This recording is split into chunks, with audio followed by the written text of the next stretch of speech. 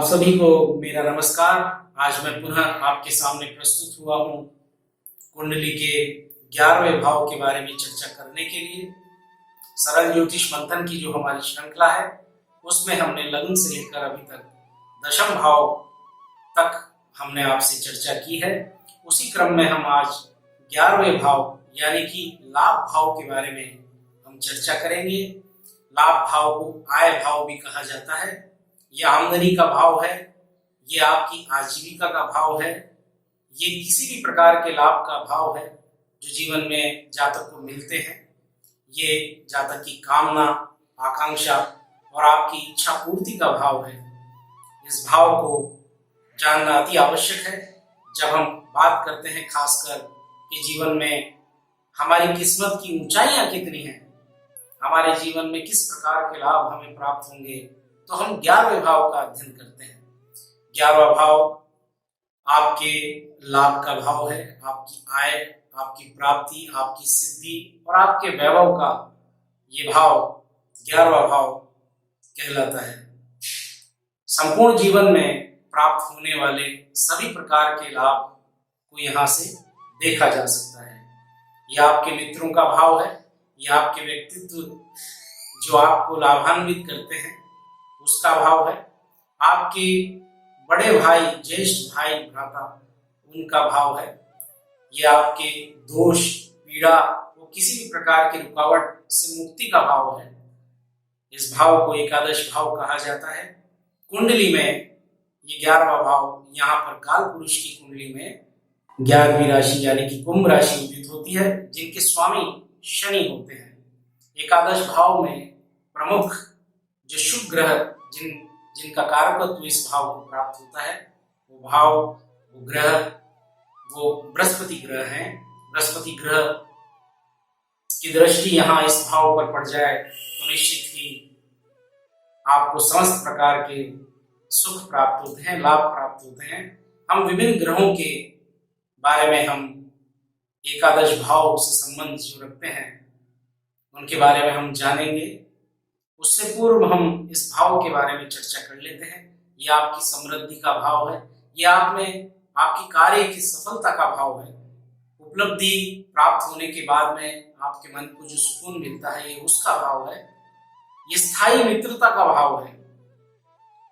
जो धन आपने किसी को ऋण दिया है उसके ब्याज और आपके मूलधन का भाव भी 11वां भाव है। ये बहुत ही प्रभावशाली भाव है। ये आपकी सिद्धियों और प्राप्तियों का भाव है। इस भाव को उपचय भाव भी कहा जाता है। मित्रों, उपचय भाव कुंडली में तीसरा, छठवां, 10वां और 11वां भाव है। उपचय भाव ये भाव के कारकत्व में वृद्धि लगातार करते रहते हैं। इन भावों में वृद्धि दिखाई देती है। यहाँ पर समस्त प्रकार के जो ग्रह हैं अगर संबंध बनाते हैं तो वो शुभ फल ही प्रदान करते हैं। ये कुंडली की परिस्थिति पर निर्भर करता है, लेकिन समस्त ग्रह यहाँ पर लाभ ही देते हैं, इतना निश्चित है। कुंडली में समस्त प्रकार के लाभ अगर देखने हैं तो हमें 11वां भाव देखना पड़ेगा। समस्त महत्वाकांक्षाओं की पूर्ति का भाव 11वां भाव है। 11वें भाव पर हम मुख्य तौर पर आपके लाभ, आपकी आमदनी, आय, आजीविका, आपकी प्राप्तियां, कार्य की अधिकता, कार्य से आपको जो लाभ प्राप्त होता है वो प्रशंसा, सराहना, आपके ज्येष्ठ भाई बहन, आपके मित्र, परम मित्र, इनके बारे में, आपकी आर्थिक स्थिति के बारे में अगर दिखाई देता है तो 11वें भाव से दिखाई देता है। 11वां भाव आपके विश्वास और आपके व्यक्तित्व को भी दिखाता है। हम अगर गंभीरता से इस भाव का अध्ययन करेंगे तो आपके प्रयासों की सफलता भी इस भाव से दिखाई देती है। 11वां भाव निश्चित तौर पर एक महत्वपूर्ण भाव है। कुंडली में सबसे प्रभावशाली भाव लाभ का भाव है। ये लाभ का भाव आपके सम्मान की प्राप्ति, आपके लक्ष्यों की प्राप्ति, विजय की प्राप्ति, समस्त प्रकार की प्राप्तियों को दर्शाता है। एकादश भाव में समस्त ग्रहों का फल होता है और वो फल निश्चित तौर पर आपको लाभ देता है। ग्रहों की स्थिति के अनुसार ही आपको लाभ प्राप्त होते हैं। कई जातक ये प्रश्न करते हैं कि हम धन तो कमा लेते हैं लेकिन हमसे धन जुड़ता नहीं। ये भी एक प्रश्न है जो कि अत्यंत महत्वपूर्ण है। तो मित्रों, ये लाभ का भाव है। यहाँ जीवन में नियमित लाभ जो आपको होता है वो दिखलाई पड़ता है। धन के संग्रह की हम बात करें तो उसके लिए द्वितीय भाव पहले से ही हमने आपके सामने चर्चा कर चुके हैं। जो धन भाव कहलाता है वो बैंक बैलेंस का भाव है। उसमें धन की स्थिरता आपके पास कितनी है वो दिखलाई पड़ती है। यहाँ पर एकादश भाव में हमें प्राप्ति का भाव है, तो धन की प्राप्ति हमें होती है, लाभ होता है, चाहे वो व्यापार हो, चाहे जातक नौकरी पेशा हो या किसी भी प्रकार का कॉन्ट्रैक्टर हो, डॉक्टर हो, इंजीनियर हो, राजकीय कर्मचारी हो, राजकीय अधिकारी हो, राजनेता हो या किसी भी प्रकार का कार्य क्षेत्र हो। ये बिल्कुल आपको यहाँ पर उसका लाभ यहाँ से देखा जाता है। आपके भाग्य से तीसरा भाव, आपके कर्म से दूसरा भाव, आपके सप्तम भाव से पांचवा भाव, आपके पंचम भाव से सप्तम भाव। अगर हम इस भाव को लग्न मान लें तो हम इसकी गणना बड़ी आसानी से कर सकते हैं। ज्योतिष में अनेक प्रकार के सिद्धांत यहाँ लागू होते हैं।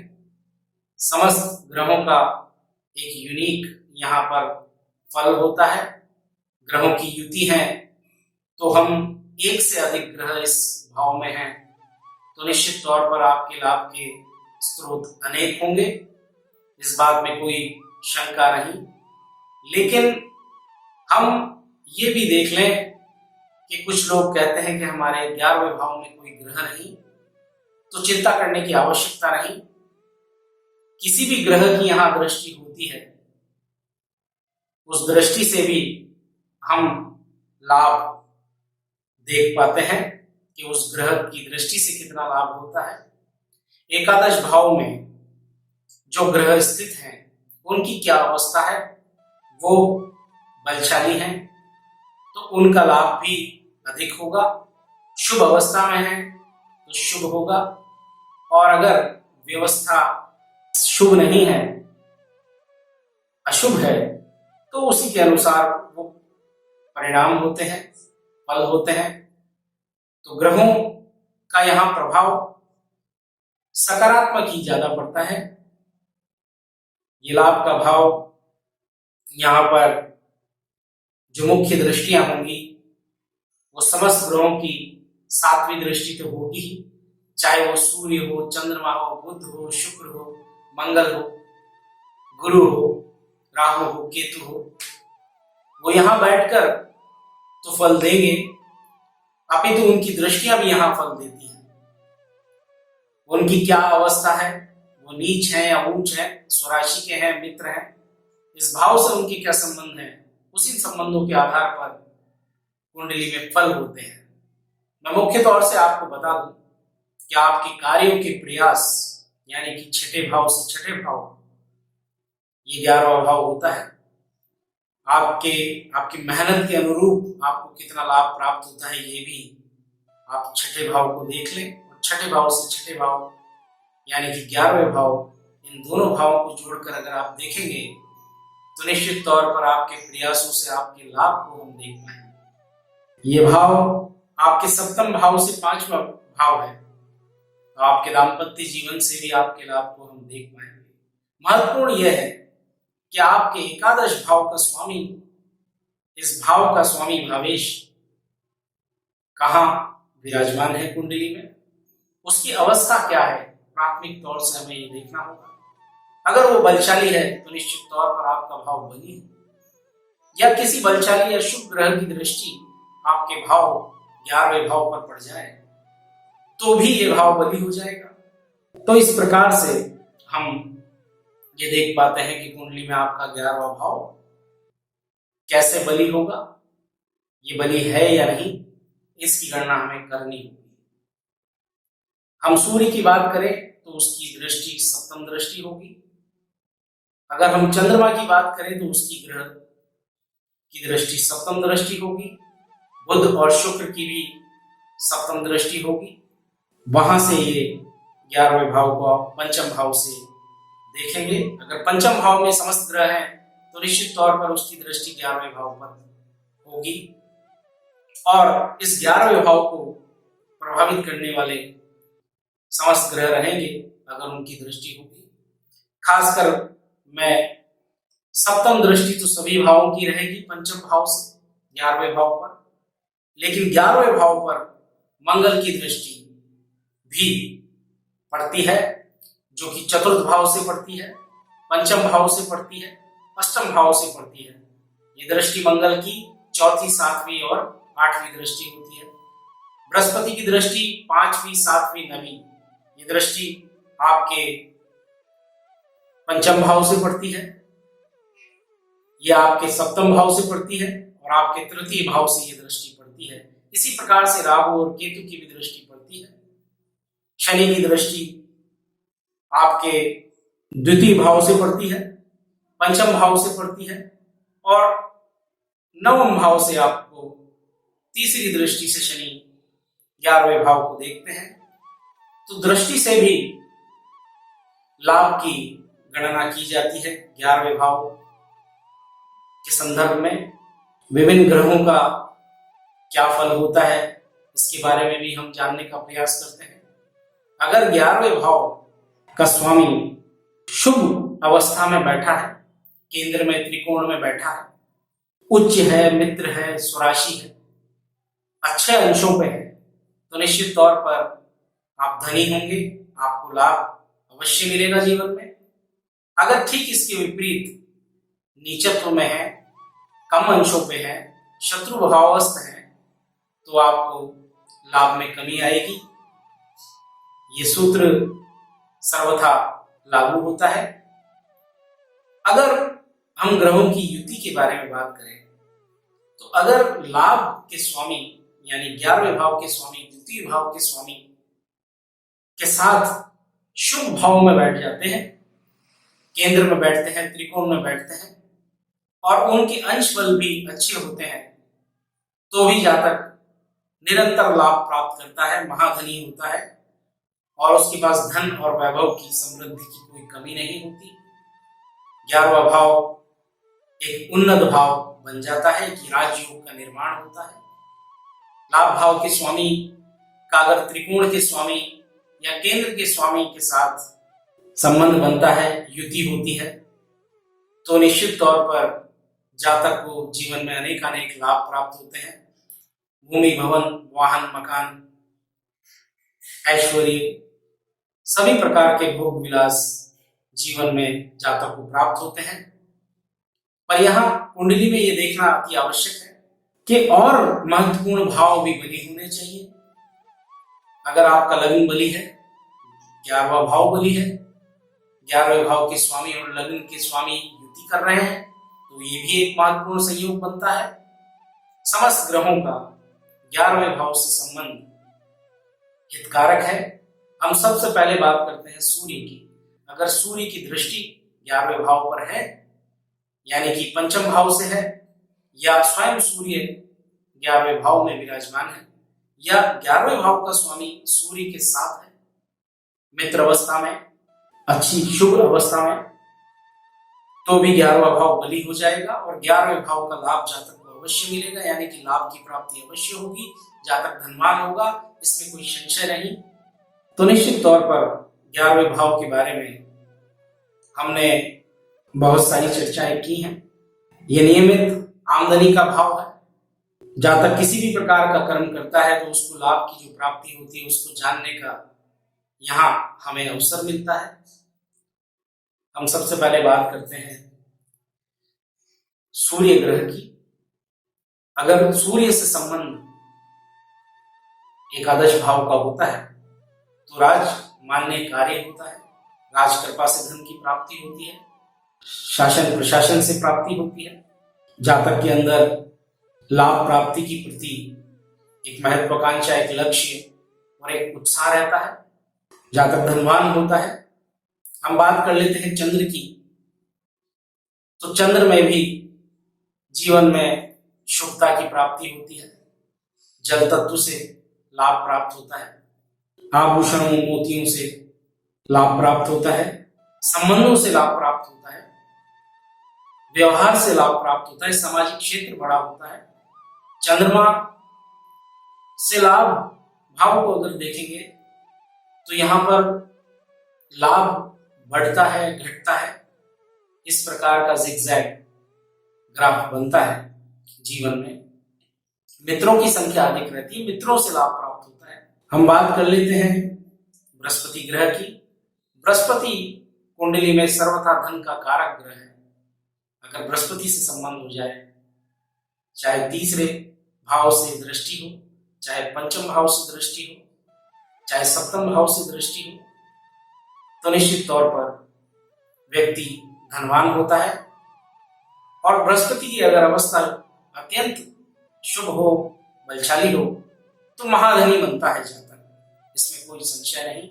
ये शुभ ग्रह शुभत्व प्रदान करता है जातक को। इसी प्रकार से बृहस्पति ग्रह उच्च अधिकारियों से, उच्च संपर्कों से आपको लाभ प्रदान करते हैं। सामाजिक क्षेत्र हो, धार्मिक क्षेत्र हो, अध्यात्म हो, यहां से भी आपको लाभ की प्राप्ति बृहस्पति करवाते हैं। और एक प्रकार की संतुष्टि आपके जीवन में होती है। नियमित आमदनी भी बिल्कुल आपको शानदार प्राप्त होती है, उसमें कोई रुकावट या किसी प्रकार की बाधा नहीं होती। आप अपने जीवन में समस्त प्रकार के सुखों का उपभोग करते हैं, लक्ष्मीवान आप बनते हैं। वहीं मैं बात कर लूं शुक्र ग्रह की। अगर शुक्र का संबंध चाहे दृष्टि से हो या स्वयं वहां विराजमान होते हैं या स्वयं 11वें भाव के स्वामी होते हैं, तो निश्चित तौर पर आपके स्वभाव में मिलनसारिता आती है। व्यवहार को आप बढ़ाने का प्रयास करते रहते हैं। संपर्कों से आपको लाभ होता है, महिलाओं से आपको लाभ होता है, अपने जीवन साथी से आपको लाभ होता है, और जीवन में खुशनुमा पल आप व्यतीत करते हैं अपने परम मित्रों के साथ। वहां से भी आपको लाभ होता है। आप लोगों को प्रसन्न करने के लिए, आकर्षित करने के लिए हमेशा तैयार रहते हैं और आप उन संबंधों से लाभ प्राप्त करते हैं। धन वैभव की कोई कमी नहीं, लक्ष्मी की आपके जीवन में हर पल सहूलियत होती है और प्राप्ति होती है। वहीं हम बात कर लेते हैं मंगल की। मंगल ग्रह से आपका संबंध हो जाता है 11वें भाव का, या दृष्टि होती है। तो मंगल ग्रह चतुर्थ भाव से, पंचम भाव से और अष्टम भाव से 11वें भाव को देख पाते हैं, या वहां स्वयं विराजमान होते हैं, या स्वराशि के वहां विद्यमान होते हैं, बलाबल लिए हुए होते हैं, शुभ अवस्था में होते हैं, तो आपको भूमि से धन प्राप्त होता है। आप कृषि कार्य से, होटल व्यवसाय से, होटल मैनेजमेंट से, सेवा कार्यों से, आपको राजनीति से, या इस प्रकार से साहसिक कार्यों से भी आपको धन प्राप्त होता है, सराहना, प्रशंसा प्राप्त होती है, आधिपत्य प्राप्त होता है। ये मंगल आपको प्रदान करते हैं अनेक प्रकार की उपलब्धियां। हम आगे बात कर लेते हैं बुध ग्रह की। साहित्य से, लेखन से, संचार माध्यमों से, कम्युनिकेशन स्किल्स से, वाक शैली से आपको लाभ प्राप्त होता है। आपको जीवन में आपकी बौद्धिक स्तर, कार्य कुशलता, त्वरित हाजिर जवाबी से भी आपको सराहना और सम्मान प्राप्त होता है। आप उच्च कोटि के कवि, लेखक, वकील, या इस प्रकार से अनेक जो आपकी बुद्धि से जुड़े हुए कार्य हैं, उनसे आप लाभ प्राप्त करते हैं। आप महाज्ञानी होते हैं, क्योंकि पंचम भाव में अगर बुध विराजमान है तो आपको ज्ञान से लाभ की प्राप्ति करवा देते हैं। तो इस प्रकार से बुध के फल होते हैं। मैं विस्तृत तरीके से नहीं बता पा रहा, मैं सांकेतिक बात कर रहा हूं ताकि आप इस भाव को समझ पाए। हम बात करते हैं शनि ग्रह की, 11वें भाव से उनका संबंध क्या प्रभाव दिखाता है। यह आपके मेहनत और आपके संघर्ष से आपको लाभ दिलवाता है, बल्कि में स्थायी लाभ आपको प्राप्त होता है। अगर आप नौकरी पेशा हैं तो निरंतर आपकी पदोन्नति, आपके कार्यों की सराहना, सम्मान की प्राप्ति, एकाग्रता आपको प्राप्त होती है, उससे आपको लाभ होता है। जीवन में आपके कर्मों से आपके लाभ को दिखाने वाला 11वां भाव है। कालपुरुष की कुंडली में जो कर्म भाव है वो भी दशम भाव जो है वो भी उनके भी स्वामी शनि है और 11वें भाव के भी शनि है। तो ये जो संबंध है शनि का, यहाँ पर शनि स्थायी लाभ आपको प्राप्त करवाते हैं और आपको घनिष्ठ संबंध बनाने के लिए प्रेरित करते हैं। घनिष्ठ संबंध निश्चित तौर पर जीवन में कदम कदम पर आपका सहयोग करते हैं। ये शनि आपके लिए लाभकारी होते हैं, बशर्ते कि उनकी स्थिति शुभाशुभ हो, वो किसी प्रकार से पीड़ित ना हो। हम बात कर लेते हैं राहु की। आकस्मिक धन लाभ, शेयर बाजार से, म्यूचुअल फंड से आजकल ये सब चल पड़े हैं। लॉटरी, सट्टा, जुआ, इनकी बात करूंगा, ये शब्द हैं। लेकिन जो वर्तमान में प्रचलित आकस्मिक लाभ के कारक विषय हैं, उनसे आपको लाभ प्राप्त होता है। राजनीति से आपको लाभ प्राप्त होता है। धन बरसता है। अगर राहु एक बहुत अच्छी पोजीशन में अगर कुंडली में विराजमान है, बलाबल स्थिति में है, तो राहु आपको अनेक प्रकार के लाभ, जो आपको शायद जिसकी आप कल्पना भी नहीं कर सके, उतनी ऊंचाइयां आपको राहु यहाँ प्रदान करते हैं। यही लगभग केतु के भी फल है। केतु से भी हम यही देखते हैं। केतु भी ऊंचाइयों का कारक है, ये भी आप आकस्मिकता का कारक है। लक्ष्य के प्रति केंद्रित करना, हो सकता है कि आपके व्यवहार में उतनी विशालता न रहे, लेकिन अपने कार्यों के प्रति आप शार्प माइंडेड रहेंगे और वहां से आप लाभ को सृजित कर पाएंगे। तो ये राहु केतु आकस्मिक आपको लाभ प्राप्त करते हैं। और कई बार तो मैंने देखा है कि कुंडली में महाधनी और लक्ष्मीवान आपको बना देते हैं। तो साथियों, ज्योतिष से संबंधित हमने आज 11वें भाव पर छोटे छोटे बिंदुओं पर चर्चा की है। आज के लिए इस विषय को हम यहीं विराम देते हैं।